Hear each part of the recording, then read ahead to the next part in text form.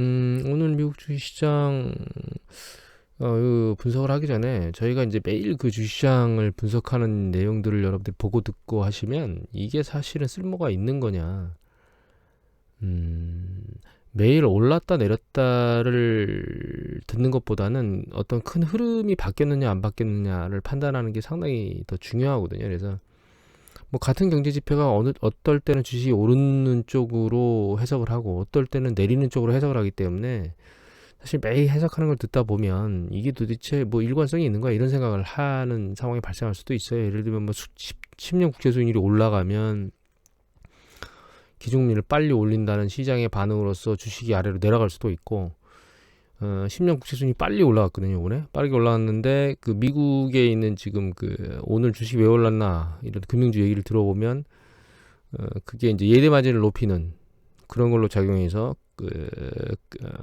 금융주 시장 주식이 크게 올라가는, 이렇게 해석을 하기도 하기 때문에 매일 해석하는 걸 듣는 거는 사실 큰 의미가 없을 수도 있습니다. 그래서 제가 지금까지 말씀드린 것 중에 큰 흐름은 바뀐 게 없어요. 흐름이 바뀐 건 없고 시장에 영향을 미치는 거는 바뀌었죠. 오늘은 그 정도만 간단히 말씀드리는 걸로 해야 될 것 같아요.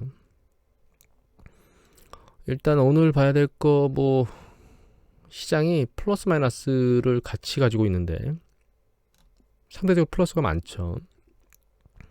그 시장 긍정적이다라고 볼 수는 있어요. 근데 어제 이거는 라가르드 총재가 그 통화 긴축, 그러니까 통화 정책의 정상화라고 하는 얘기를 아마 했을 겁니다. 그런데 그게 이제 통화 긴축을 얘기하는 건 아니라고. 그래서 매파적 발언, 미국처럼 이제 매파적 행위를 하지는 않을 거다라고 하는 그런 쪽으로 지금 계속 뉘앙스가 나오고 있거든요. 결과적으로는 미국처럼 빠른 속도로 금리를 올린다거나 QT를 한다거나 이러진 않을 거다라고 하는 얘기들이 나왔는데, 독일의 닥스 지수 하루 데이터를 보면 급등했다가 아래로 꺼지고 올라왔어요. 시장 자체는 눈치 보기를 열심히 해대고 있다라고 봐야 되는 게 맞을 것 같아요. 최근 6개월치만 보더라도 이게 닥스 지수거든요. 결과적으로는 박스권에 갇혀 있죠. 1년치를 봐도 박스권에 현재 갇혀 있는 상황입니다. 올라가질 못하고 저점 테스트를 하고 있지만 붕괴는 안 되고 있죠. 이제 그 과거에 있었던 출구 전략 때 있는 변동성의 형태를 보이고 있긴 한데 그 강도가 사실 하락 강도가 약하긴 합니다 지금. 그리고 오늘 S&P 500 지수는 어제하고는 다르게 끝에를 밀어 올리면서 끝나고 있습니다. 물론 눈치 보기를 열심히 해내고 있어요 지금. 이게 지금 다시 봐야 되겠네요. 이게. 네, 이렇게 보면 좀 밀고 올라왔죠. 밀고 올라왔는데 결과적으로는 최근 저점을 찍고 올라온 이 강도를 뚫지는 못하고 헤매고 있거든요.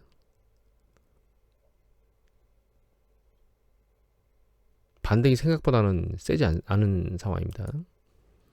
그리고 유가가 오늘 뚝 떨어졌는데요. 이게 후반부에 머리를 들고 있는 것 같긴 하고, 원데일리로 볼까요? 네, 초반부부터 떨어지기 시작했고, 이유는 일어나고 또 협상 테이블에 앉았나 봅니다. 앉았다가 일어났다 앉았다 일어났다 하는데 이 때문에 유가가 한 2% 정도까지 아까도 빠졌었는데, 예, 지금 이제 빠진 걸 만회하고 올라가고 있어요. 유가가 급등해서 올라가다가 최근에 유가가 좀 너무 많이 올라왔다고 해서 오늘 하루 좀 빠진 것 같은데 유가의 추세가 꺾였다고 보기는 어려울 것 같아요. 상황을 더 지켜봐야 될 것 같고, 우크라이나 사태는 결과적으로는 여기 보면 이제 정상외교가 뭐 동상이몽이다 이런 얘기를 하고 있지만, 뭐 프랑스가 이제 본격적으로 러시아 푸틴하고 붙어서 여기요 나오죠. 외교로 뭔가를 해결하려고 얘기를 하고 있거든요. 그리고 이제 푸틴이 한마디를 공격적으로 했는데 이제 우크라이나가 나토에 가입하면 전쟁에 직면할 것이다라고 하는 얘기를 하고 있죠. 이게 전쟁에 직면하면 러시아도 문제지만 미국도 문제입니다. 인플레이션 압력 때문에 난리인데 전쟁에 직면하게 돼서 실제로 러시아가 원유나 천연가스를 수출할 수 없는 상황으로 진행하게 되면 에너지 가격이 폭등하겠죠. 인플레이션 압력이 강해질 겁니다. 상당히. 그런 입장에서 놓고 보면 미국도 전쟁을 하는 것이 자기 이득이 아니에요. 결코. 일단 분쟁 자체가 일어나는 자체가 어느 지역도 지금 이득이 될 게 없거든요. 특히 이제 우크라이나 같은 경우에도 여기 보면 이제 조건이 근데 아주 단순해요. 우크라이나가 나토에 가입하면 전쟁이다.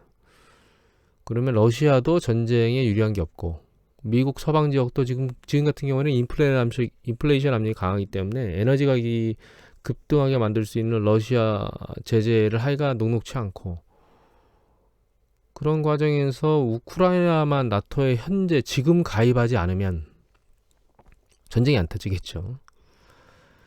그러면 우크라이나가 나토에 가입한다고 신청서를 낸다 하더라도 아직은 조건이 안 돼요 라고 반려를 하게 되면 결과적으로는 전쟁이 일어나지 않을 겁니다.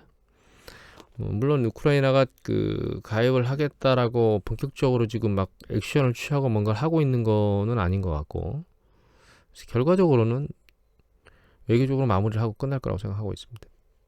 그리고 우크라이나도 지금 현재 나토에 가입하면 긍정적이냐? 그렇진 않죠. 왜냐하면 우크라이나를 방어하려고 우크라이나의 본토에 충분한 병력이 들어와 있느냐? 그것도 아니거든요. 그래서 일단 지금은 한 호흡 넘기고 다음번에 가입하는 태도를 보여도 되지 않을까요? 라는 생각을 하게 됩니다. 실제로 전쟁이 일어나면 가장 큰 피해를 보는 건 우크라이나이기 때문에 그렇게 생각을 하고 있습니다. 그래서 전쟁에 대한 부분도 좀 누그러지고 있는 것 같고요. 그 다음에 오미크론, 이거 월드오미터 데이터입니다. 미국입니다. 여기 확진자 수 급격히 내려가고 있죠. 예, 한 거의 80만, 이게 100만 넘었다는 얘기들이 막 있었었죠. 하루 일일 확진자가. 그런데 지금 10만대로 떨어졌습니다. 미국, 이거는 영국입니다. 영국도 보시면 쭉 빠졌죠. 그죠? 그 다음에 이게 독일이거든요. 독일이 상대적으로 빠지는 속도가 덜하긴 하지만 독일도 조금씩 내려오고 있습니다. 이제 우리나라가 치솟고 있죠. 우리나라 정점을 치려면 이게 정점이 뭐 한 달 정도 걸린다고 얘기들이 통상적으로 나오고 있고 우리나라는 상황이 좀 다르기 때문에 2달 얘기도 하는 사람들이 있기 때문에 이제 치기 시작했으니까 뭐 3월 초 빠르면 늦으면 뭐 한 3월 말에서 4월 초 정도에 정점을 치면서 끝나지 않을까. 근데 이게 그 그 중증 환자의 숫자가 급등하지 않고 있기 때문에 오미크론은 이제 결과적으로는 주식시장의 이슈에서 사라졌다라고 지금 봐야 될 것 같아요. 큰 흐름 중에서 하나 빠지는 게 지금 오미크론이고요. 우크라이나도 곧 빠질 것 같습니다. 그럼 남은 거는 이제 그 금리 인상 쪽만 남아 있는데 그 부분이 이제 지나고 나면 결과적으로 조정은 끝났다라고 봐야 될 것 같고 그게 이제 3월 FOMC 회의 전후로 해서 그때 또 시장의 흔들림이 상대적으로 그렇게 크지 않으면 Q2에 대한 얘기들이 스물스물 흘러나왔는데 그럼 조정은 출구 전략에 의한 조정은 끝났다고 판단해야 되지 않을까 그렇게 생각하고 있습니다. 그리고 중국 시장 PMI 지수 중국 통계청에서 나온 걸 좀 보면요. 이게 제조업 PMI 지수거든요. 올라오다 내려가다 50점이 걸렸죠, 지금. 50 이상이면 확장 명령 미만이면 수축인데 지금 거의 경계선에 걸려 있습니다. 그리고 이 내부적으로도 이 세부적 지표들을 봐도 상당히 안 좋아요. 지금 여기거든요. 50, 49, 49, 48, 47 쭉 걸려 있죠. 경계선 라인에 걸리는 게 많아요. 상대적으로 안 좋습니다, 지금. 그리고 비제조업 부분인데 이것도 51.1이고 보면 그리고 여기 보면 그 건설업 쪽이 상대적으로 그나마 헝다그룹이나 이런 쪽에서 말하는 것보다는 괜찮은 편입니다. 지금 급격히 내려오지 않고 있다는 점이 그나마 긍정적인 것 같아요. 제가 보기에는. 그 다음에 서비스 PMI 지수도 상당히 밑으로 붙어 있는 상황입니다. 이거 오미크론이 난리치면서 막 각국 봉쇄를 하고 있었던 것 때문에 1월달이죠. 요번 지표 2월달 지표가 나오면 좀 괜찮아지지 않을까 그렇게 생각하고 있는데 2월 지표가 나왔는데 실제적으로 얘가 반등을 하지 않으면 그때 또다시 인민은행이나 이런 쪽에서 기준금리를 인하한다거나 자금을 좀 푼다거나 이런 작업을 하지 않을까라는 생각을 하게 됩니다. 막 그런 작업까지 진행이 되면 실제로는 이제 주식이 완전 바닥을 치고 올라가지 않을까 이렇게 생각을 하고 있습니다. 그 다음에 한 가지 더 보여드릴 부분이 이건데요. 이거는 페넴에 나온 리포트인데요. 주택시장에 대한 심리적 조사를 한 거거든요. 근데 여기 보면 25%가 집 팔기 좋은 시기. 그다음 집 사기 좋은 시기 바이죠. 그다음 69%가 팔기 좋은 시기라고 얘기를 하고 있습니다. 지금 집 사는 게 아니고 팔기가 좋은 때다 이런 얘기를 하고 있죠. 그리고 여기 보시면 급락했어요. 심리적으로 안 좋은 상황이 급락하고 있는데 여기 보면 15% 18세에서 34세의 경우 15%만이 지금 집을 사기 좋은 때라고 생각하고 있고 83%가 집을 사기 나쁜 때다 이렇게 얘기를 하고 있습니다. 이걸로 해서 보시는 게 훨씬 나을 것 같으네요. 이걸 보면 여기 보시면 젊은 소비자들은 다른 그룹보다 훨씬 더 많이 집값이 더 오를 것이라고 기대하고 있으며 거시적 경제 비관주의도 더 많이 느끼고 있다고 보고 있습니다. 또한 젊은 전문가자들은 일반적으로 미래 재정이 가장 낙관적이지만 이번 달에는 개인 재정 상황이 낙관주의가 감소했습니다. 젊은 세대는 특히 심각하게 느끼는 것처럼 보이고 공급이 증가하지 않는 한 저렴한 주택 재고가 부족한 현재의 부족을 나타냅니다. 또 애매한 얘기를 하고 있는데 결과적으로 시장에서 지금 주택 시장의 공급이 상대적으로 취약하고 금리는 올라가고 있으며 그래서 자기가 원하는 좋은 주택을 사기에는 그렇게 녹록치 않은 시기다 이렇게 얘기를 한다고 생각하면 될 것 같아요. 그리고 이 부분이죠. 여기 보시면 내년 주택활동 둔화에 대한 우리의 예측과 일치합니다. 내년도에 주택시장이 이렇게 좋지 않을 거라는 예측을 하고 있습니다. 사실은 페니메에서는 여기 보면 이 페니메 데이터 중에 착공이거든요. 이게 신규 주택 착공인데 착공 숫자가 보시면 여기 올해 2분기를 정점으로 하락할 거라고 되어 있습니다. 그리고 더 중요한 건 판매인데요. 전체 판매 숫자가 여기 작년 4분기 있죠. 작년 4분기를 정점으로 판매가 계속 아래로 내려가고 있습니다. 지금. 그러니까 수요 팽창이 이제 끝난 게 아닌가. 주택 가격이 하락할 조짐, 그러니까 정점 부근에 와 있다는 조짐들이 지금 보이고 있거든요. 그래서 우리나라도 이제 난리를 치고 중국은 이미 꺾여서 내려가고 있고 우리나라도 꺾여서 정점을 찍은 게 아닌가라는 생각을 하고 있는데 미국은 아직 탄력을 받고 올라가고 있고 정부 정책이 아시아처럼 그렇게 강력하게 하지를 않고 있지만 미국도 이제 주택시장 정점에 거진다 와 있는 게 아닌가라는 생각을 하게 만드는 지표들이 여기저기서 나오고 있거든요.